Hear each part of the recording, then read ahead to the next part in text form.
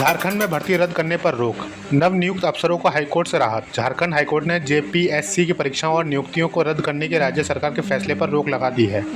नवनियुक्त अधिकारियों ने सरकारी आदेश को चुनौती देते हुए याचिका दायर की थी। मामला जेपीएससी और जेएसएससी परीक्षाओं में कथित अनियमितताओं से जुड़ा है। कोर्ट के आदेश से कई नवनियुक्त अधिकारियों को फिलहाल बड़ी राहत मिली है।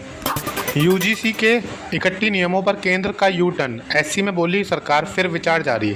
यूजीसी के 31 रेगुलेशंस 2026 को लेकर केंद्र सरकार ने सुप्रीम कोर्ट से कहा है कि वह नियमों पर दोबारा विचार कर रही है।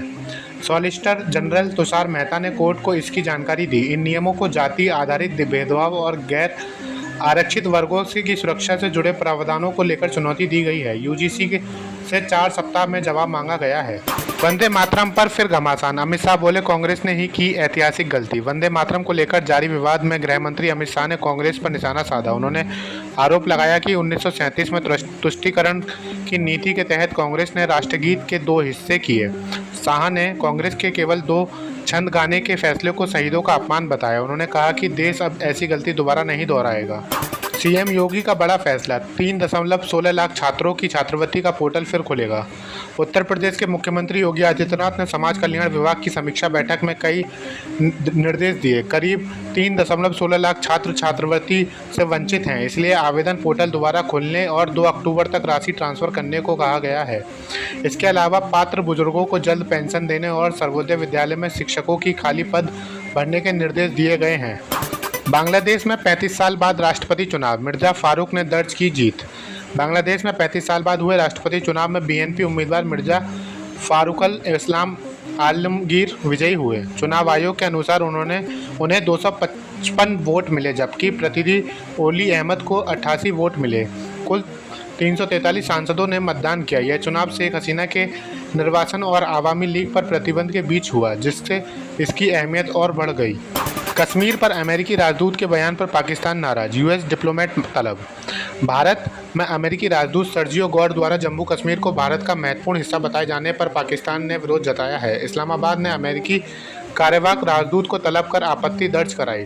श्रीनगर दौरे के दौरान गौर ने मुख्यमंत्री अमर अब्दुल्ला से मुलाकात की। उनके बयान को भारत के पक्ष में अमेरिकी रुख के संकेत के तौर पर देखा जा रहा है।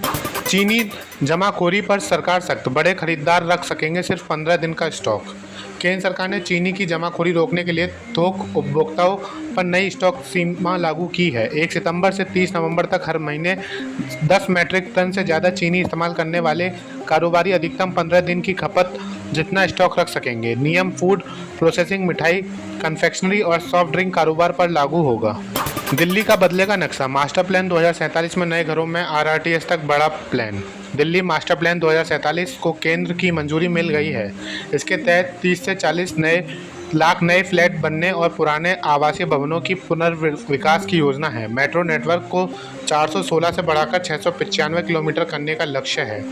6 नए आरआरटीएस रूट और सरायकाले खां, आनंद विहार व कश्मीरी गेट में बड़े ट्रांजिट हब विकसित करने की योजना भी शामिल है।